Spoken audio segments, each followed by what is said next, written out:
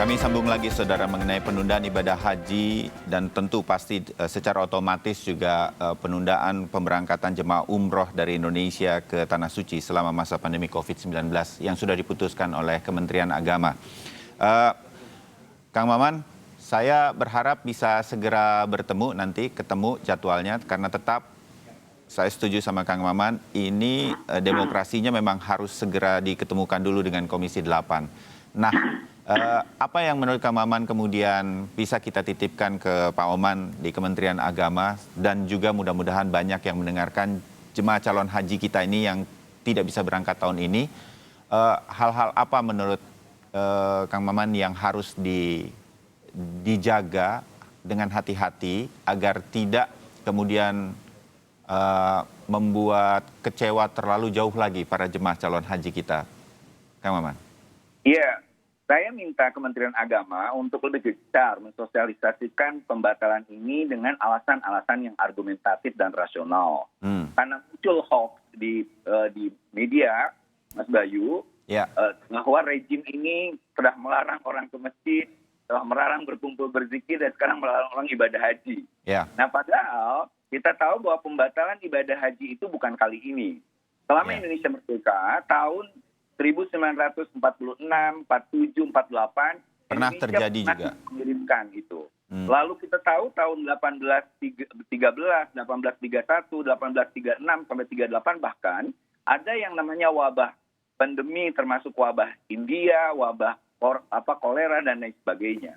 Jadi sosialisasikan pada masyarakat bahwa penundaan haji ini bukan hari ini juga.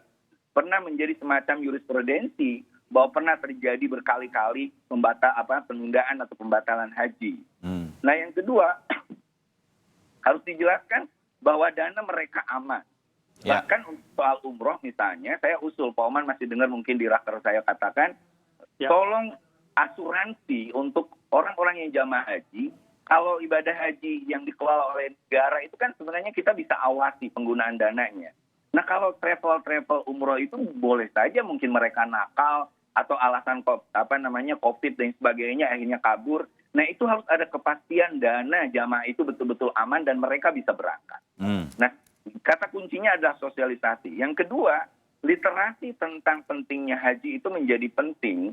Artinya jangan sampai orang tiba-tiba menyasar, aduh saya nggak bisa berangkat, bagaimana kalau mati misalnya. Katakan saja siapapun yang sudah daftar dan akan berangkat tahun ini tidak berangkat, lalu dia meninggal misalnya, sehingga tidak berangkat 21, dia sudah dicatat menjadi orang yang haji mabrur.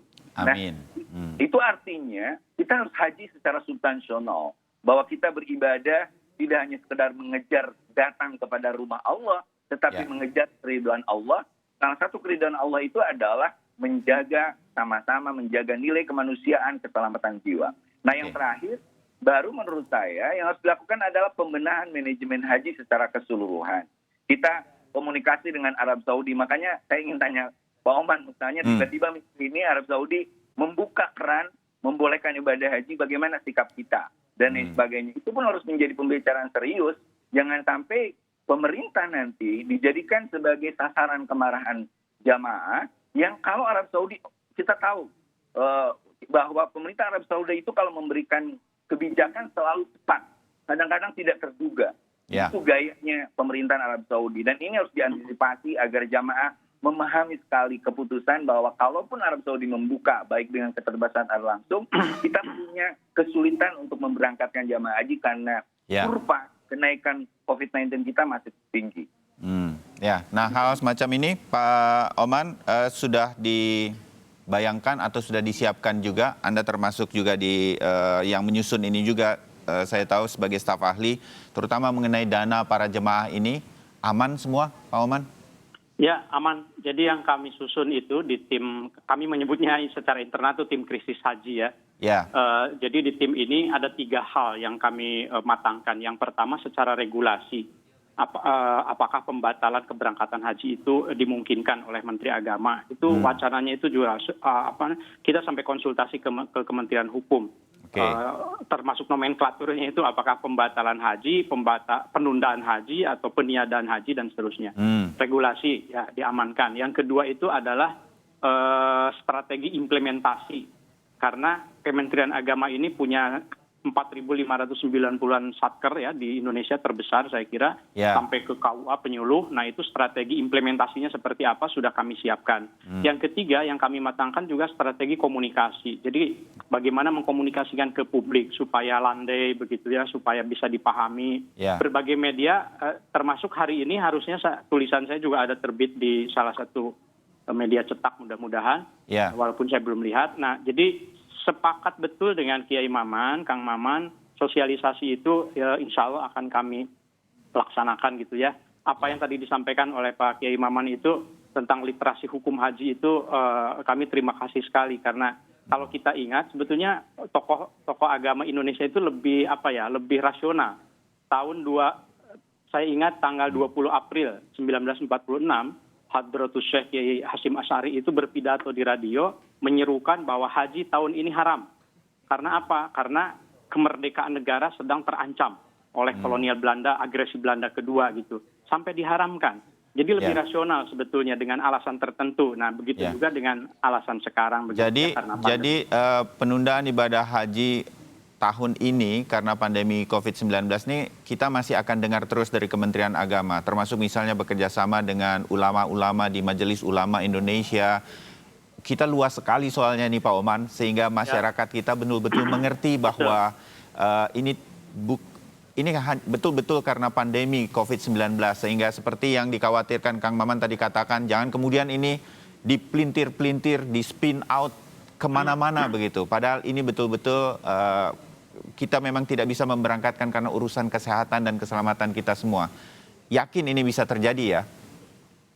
Ya, saya kira memang saya sih yakin bahwa masyarakat kita sangat ikhlas gitu ya menerima ini, bahwa ada prosedur itu yang harus diperbaiki. Saya setuju kita harus evaluasi saya kira ya. Dan tadi Kang Maman ada satu pertanyaan, bagaimana kalau 10 hari kemudian misalnya Saudi buka gitu. Nah, ini yang secara teknis hampir tidak dimungkinkan. Karena untuk mulai Arba'in tanggal 27 Juni misalnya gitu, kelompok pertama harus berangkat 13 Juni. Untuk berangkat 13 Juni harus karantina, berarti 30 Mei harus sudah berangkat. Padahal e-hajnya belum dibuka. Padahal slot penerbangan belum ada. Kepastian akomodasi belum bisa dibayarkan. Jadi memang kalaupun dibuka itu agak sulit kelihatannya secara urutan mekanisme dan SOP. Jika pemerintah Arab Saudi hari ini misalnya mengumumkan boleh begitu, itu akan juga tidak mungkin untuk menyiapkan seluruh jemaah haji kita. Kira-kira begitu. Kalau dana dan segala sesuatunya ini akan ada pembicaraan secara khusus. Tadi dalam paket pengantar jauh sebelum kita memulai ini juga diharapkan Kementerian Agama bisa bertemu dengan travel dan lain-lain untuk menjelaskan rinci mengenai ini. Ini juga masuk dalam agenda Kementerian Agama, Pak Oman. Ya, sudah dibunyikan di dalam KMA itu untuk dana pelunasan BP jemaah itu aman. Jadi akan disimpan dan dikelola secara terpisah oleh BPKH. Kemudian nilai manfaat hasil pengelolaan BP yang khusus yang jemaah gagal berangkat ini, nilai manfaatnya akan langsung diberikan.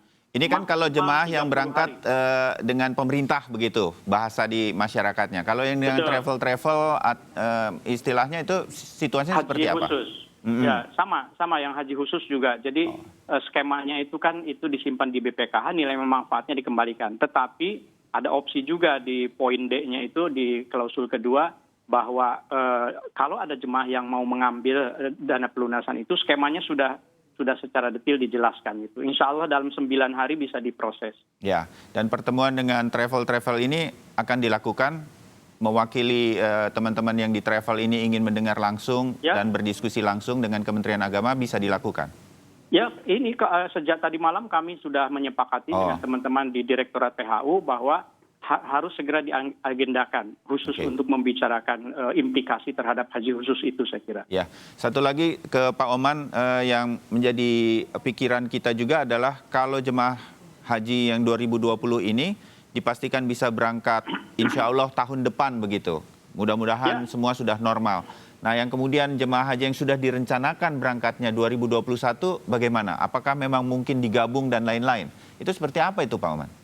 Ya, jadi secara teori tentu saja 198.765 jemaah reguler yang gagal berangkat ini ditambah dengan 15.000 sekian dari haji khusus, itu otomatis ya menjadi jemaah haji tahun depan. Nah tentu saja kita akan mendalami opsi apa saja yang memungkinkan untuk membantu jemaah yang terdampak di tahun 2021 itu. Salah satunya memang kuota ya, penambahan kuota. Betul. Apakah 10.000 atau 20.000 misalnya. Tetapi sudah pasti ini kita harus sudah menyampaikan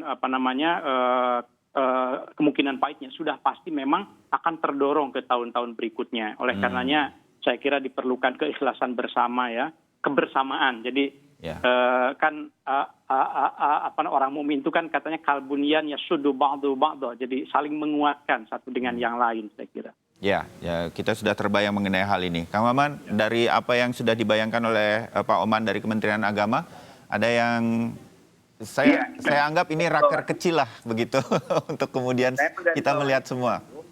Satu, soal keikhlasan.